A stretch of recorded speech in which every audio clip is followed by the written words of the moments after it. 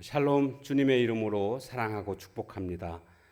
오늘 우리가 함께 나눌 말씀 요한계시록 17장 9절에서 끝절 18절까지 말씀을 보겠습니다. 지혜 있는 뜻이 여기 있으니 그 일곱 머리는 여자가 앉은 일곱 산이요 또 일곱 왕이라. 다섯은 망하였고 하나는 있고 다른 하나는 아직 이르지 아니하였으나 이르면 반드시 잠시 동안 머무르리라. 전에 있었다가 지금 없어진 짐승은 여덟째 왕이니 일곱 중에 속한 자라. 그가 멸망으로 들어가리라. 내가 보던 열 뿔은 열 왕이니 아직 나라를 얻지 못하였으나 다만 짐승과 더불어 임금처럼 한동안 권세를 받으리라.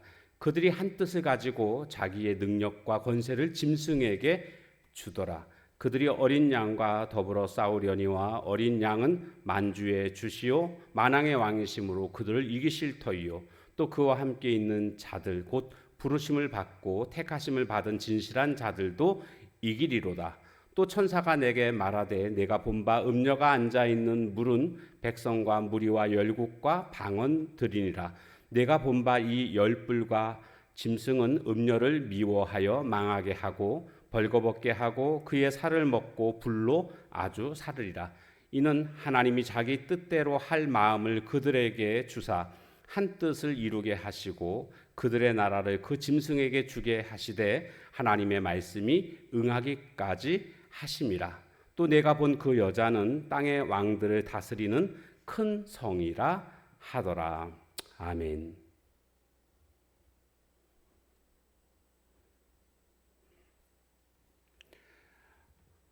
자, 오늘 말씀은 음녀는 누구인가, 그리고 또 그 음녀가 타고 있는 그 짐승, 붉은 빛이 나는 그 짐승에 보면 일곱 머리와 열 뿔이 있었는데 그 일곱 머리는 또 누구고 또 열 뿔이 의미하는 것은 무엇인가? 지혜가 있어야 되겠죠. 오늘 구절에 보니까 그래서 지혜 있는 뜻이 여기 있으니 이제 알려줍니다. 천사가 사도 요한한테 이와 같은 것들이 네가 본 그 환상이 무엇인지를 알려줍니다. 일곱 머리는 여자가 앉은 일곱 산이요 또 일곱 왕이라. 그러니까 일곱 머리는 일곱 왕입니다. 왕은 다스리는 자죠. 전 세계를 제패했던 나라들이 일곱이라는 겁니다. 근데 다섯은 망하였고 하나는 현재 있고 다른 하나는 아직 이르지 아니하였으나, 다섯은 망했다는 거죠. 그동안 전 세계를 제패했던 다섯 나라는 어떤 나라였습니까? 먼저는 애굽, 두 번째 아수르, 세 번째 바벨론, 네 번째 메데와 바사, 다섯 번째 헬라. 다섯 개 나라는 이미 다 망했습니다. 그리고 하나는 있고 지금 현재 사도 요한이 살고 있는 그때 당시에 세계를 다스리던 나라는 로마입니다. 그러니까 로마는 현재 있고 다른 하나는 아직 이르지 아니했지만, 그때 당시에는 이르지 않았지만 오늘날에는 이것이 이르렀습니다. 그 세계를 지금 제패하고 있는 나라가 어떤 나라입니까? 현재는 미국이지만 미국을 제치고 세계를 제패할 나라가 있습니다. 덩치가 점점 커지고 있는 나라가 있습니다. 바로 유럽연합입니다. EU라고 하는 유럽연합이 바로 이 일곱 번째 나라가 되겠습니다. 그들이 이르게 되면 반드시 잠시 동안 머무르리라. 이것은 다스린다. 잠시 동안, 즉 대환란 기간 동안 유럽연합이 전 세계를 다스리게 된다라는 것을 말씀하고 있습니다. 전에 있었다가 지금 없어진 짐승은 여덟째 왕이니, 짐승에 관한 내용이 나오고 있습니다. 이것도 일곱 중에 속한 자인데 그가 멸망으로 들어가리라. 여덟째 왕에 대해서, 이 여덟째 왕은 적그리스도를 의미하고 있거든요. 이 적그리스도, 멸망으로 들어가기 때문에 적그리스도인데 이 적그리스도에 대해서 다음 절에서 설명해 주고 있습니다. 내가 보던 열 뿔은 열 왕이니, 열 뿔은 열 왕이다. 아직 나라를 얻지 못하였으나 다만 짐승과 더불어 임금처럼 한동안 권세를 받으리라. 열 뿔은 열 왕이다. 이것은 바로 유럽 연합 나라를 지금 자세히 설명해 주고 있습니다. 그래서 왜 10뿔일까? 이것은 어떤 10개의 어떤 민족을 뿌리로 하고 있다라는 겁니다. 유럽 연합이라는 나라는 지금 현재 유럽 연합은 27개 나라로 구성되어져 있지만 그것이 처음에는 그거보다 적었죠. 12개로 시작을 했죠. 그러다가 이제 늘어나 가지고 지금 27개까지 와 있는데 그 뿌리를 보게 되면 민족으로 보게 되면 10개의 민족으로 구성되어져 있다라는 것을 알 수가 있습니다. 그래서 10뿔은 10왕이다. 이것은 바로 적그리스도를 맹주로 하는 그런 나라 유럽연합을 적그리스도 국가 유럽연합을 지금 의미합니다. 그래서 우리는 이 유럽연합을 예의주시해야 됩니다. 그냥 유럽이 큰 하나의 나라가 됐구나. 그냥 그것으로 끝나는 게 아니라 그들이 앞으로 이 세상을 다스리게 되겠구나라는 것을 우리는 보고 성경에서 예언하고 있는 7뿔 10왕이 바로 이 유럽연합이라는 것을 우리는 깨달아야 되겠습니다. 13절 그들이 한 뜻을 가지고 자기의 능력과 권세를 짐승에게 주더라. 그럼 짐승은 누굴까요? 짐승은 교황입니다. 유럽연합 거기에 바로 이탈리아가 있고 로마가 있지 않습니까? 그 모든 나라들의 맹주는 적그리스도인데 그 적그리스도가 누군가?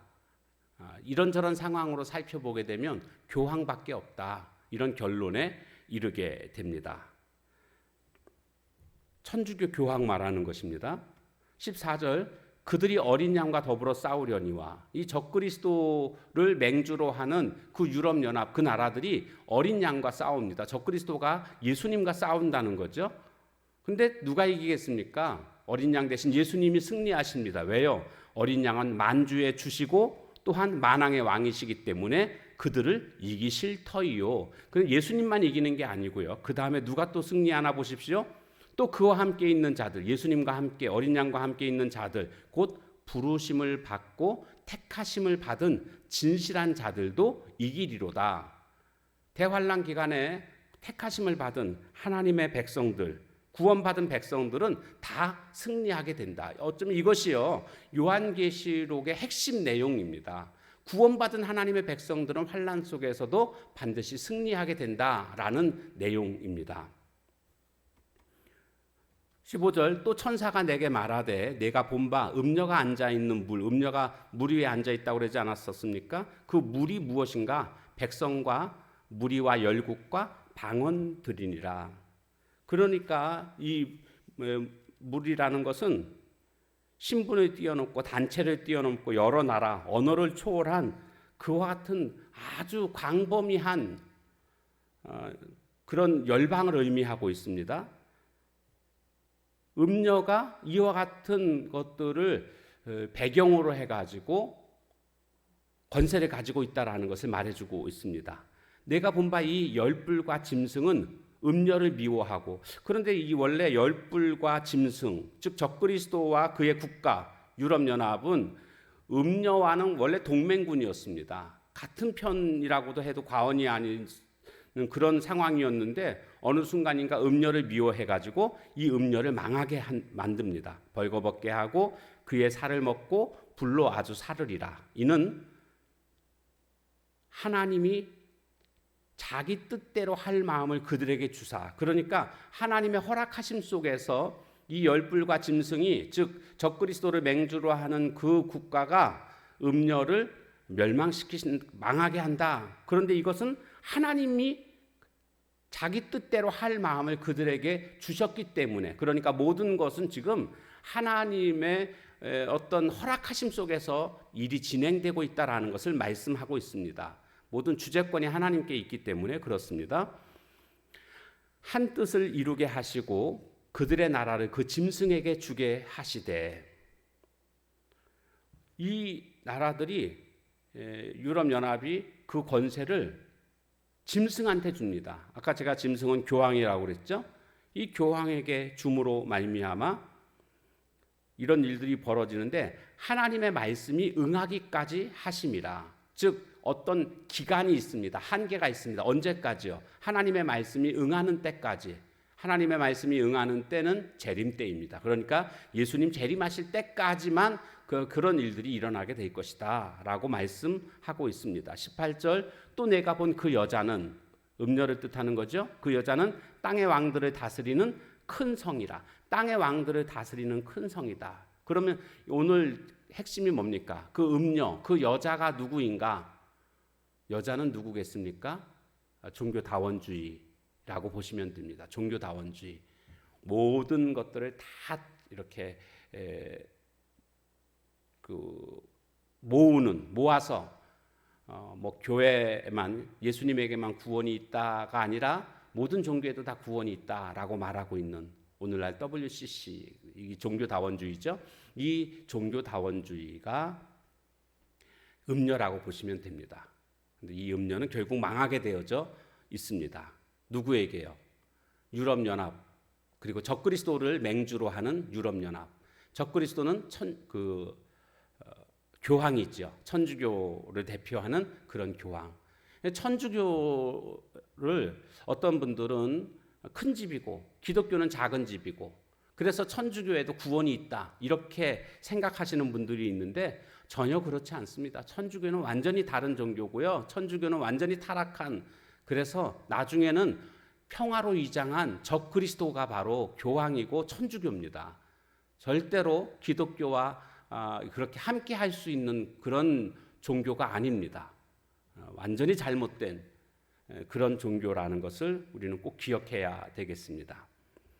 천주교에는 그래서 구원이 없습니다. 이것을 우리가 바로 알아야지, 잘못 알게 되면 뭐 큰 집 작은 집인데 뭐 교회 다니다가 천주교에 다녀도 되는 거 아닌가 이런 생각하고 천주교로 옮겨가는 분들이 있지만 절대로 그렇지 않습니다. 구원이 없습니다. 천주교회는. 왜냐하면 적그리스도, 평화로 위장된 그러한 적그리스도고 나중에 어린 양을 대적하는 그런 존재가 바로 천주교이기 때문에 그렇습니다. 오늘도 전 세계를 다스리고 계시는 허락하심 속에서 모든 일들이 이루어지고 있다는 것을 기억하면서 오늘 하나님을 믿는 하나님의 백성들은 반드시 또한 어떤 환난이 있어도 승리케 될 것을 우리가 확신하고 오늘도 그 믿음 가운데 살아가는 오늘 저와 여러분이 다 되시길 주님의 이름으로 축원합니다. 기도하겠습니다. 하나님, 마지막 때에 여러 가지 환난이 있지만 하나님의 백성들, 택하심 받은 백성들은 그 속에서 구원함을 받고 승리하게 될 줄로 믿습니다. 모든 일들이 하나님의 허락하심 속에서 이루어지고 있고 예수님은 만주의 주 만왕의 왕이시기 때문에 주님이 승리하시고 또한 주님을 따르는 오늘 우리도 승리하게 되는 줄로 믿습니다. 이 확신 가운데 거하며 오늘도 힘차게 살아가는 저희들 모두가 되게 하옵소서. 예수님의 이름으로 기도합니다. 아멘. 주신 말씀 붙들고 기도하시고 또한 각자의 기도 제목 가지고 기도하는 시간을 갖도록 하겠습니다.